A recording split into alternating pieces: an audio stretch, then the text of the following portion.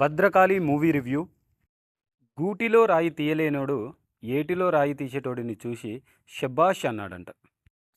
మీకు అర్థమైందా ఈ డైలాగ్? లేదంటే నేను కొద్దిగా డీటెయిల్గా చెప్తా. మనం మన చుట్టుపక్కల ఉండే చిన్న చిన్న ఇష్యూస్ని కానీ, లేకపోతే కొంతమంది ఇష్యూ క్రియేట్ చేసిన వాళ్ళని కానీ మనం క్వశ్చన్ చేయలేం.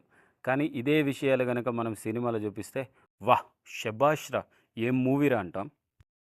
భద్రకాళి మూవీ కూడా ఆ కేటగిరీలోకి వచ్చే మూవీయే.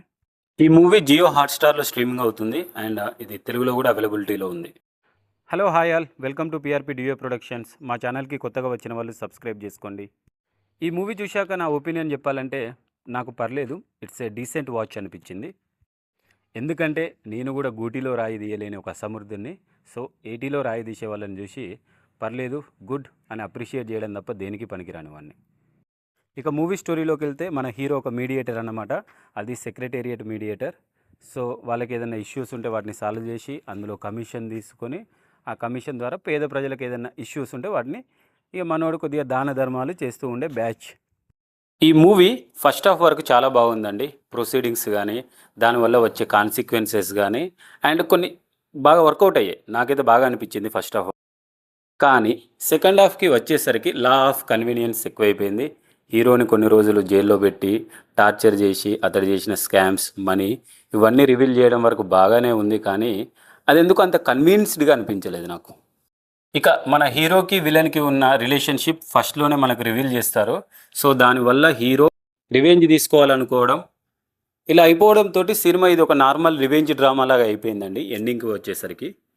ఇక ఇలాంటి మూవీస్ గురించి తెలిసిందే కదా, హీరో ఫస్ట్లో చేసిన తప్పులను కప్పిపుచ్చుకోవడానికి లాస్ట్లో కొన్ని క్లాసులు వీక్తాడు. నేను సమాజానికి ఇది చేశా, అది చేశా, ఇంకేదో చేశా, మన దేశంలో ఉన్న రాజకీయ నాయకులు చేయలేని పనులు నేను చేశా, సో నేనే తోపు అన్నట్టు. సో ఇది ఒక నార్మల్ మూవీలానే ఉంటుంది. కానీ ఫస్ట్ హాఫ్ వరకు చాలా బాగా ఎంగేజ్ చేస్తుంది. ఇక పర్ఫార్మెన్స్ విషయానికి వస్తే విజయ్ యాంటోనీ, ఇతడు నవ్వుతున్నాడో ఏడుస్తున్నాడో నాకైతే అర్థం కాదు ఎప్పటికీ. చాలా మూవీస్ చూసి ఇతనిది. సో చాలామంది దీన్ని సటిల్డ్ యాక్టింగ్ అంటారు, కానీ నాకైతే నిద్రమోహం యాక్టింగ్ లాగా అనిపిస్తుంది. ఈ మూవీలో కూడా మీరు అనుకునే సటిల్డ్ యాక్టింగ్, నేను అనుకునే నిద్రమోహం యాక్టింగే. ఇక బాగా మనల్ని ఇంప్రెస్ చేసేది ఎవరంటే నెగిటివ్ రోల్ చేసిన ఒక యాక్టర్. ఆ యాక్టర్ స్క్రీన్ ప్రజెన్స్ కానీ అన్నీ బాగున్నాయి. సో ఆయన రాష్ట్రపతి క్యాండిడేట్ అంటే ప్రెసిడెంట్ క్యాండిడేట్ని మన హీరో విజయ్ యాంటోనీ చంపేస్తాడు. సో ఇది ప్లాట్ అనుకోండి, ఇందులోనే ప్లాట్ రివీల్ చేశాను నేను కూడా. ఇక మిగిలిన హీరోయిన్ ఓకే పర్లేదు, బాగానే ఉంది. మిగిలిన క్యారెక్టర్ ఆర్టిస్టులు బాగానే చేశారు. ఇక నాకు ఎందుకో నచ్చని క్యారెక్టర్ ఎవరంటే మన విజయ్ యాంటోనీని పట్టుకోవడానికి ఒక పోలీస్ ఆఫీసర్ వస్తాడు భయ్య, అది బీహార్ నుండి. పాపం ఆయన నిజంగా బీహార్ నుండే వచ్చినట్టున్నాడు, చూడడానికి కూడా అలానే ఉన్నాడు. Sorry to say this. Music okay ఉన్నంతలో పర్లేదు, అండ్ బ్యాక్గ్రౌండ్ స్కోర్ కూడా పర్లేదు. డైరెక్షన్ అయితే ఫస్ట్ హాఫ్ వరకు చాలా కాన్సన్ట్రేటెడ్గా చేసి దాని తర్వాత సెకండ్ హాఫ్ సిండ్రోమ్ ఉన్నట్టుంది డైరెక్టర్కి.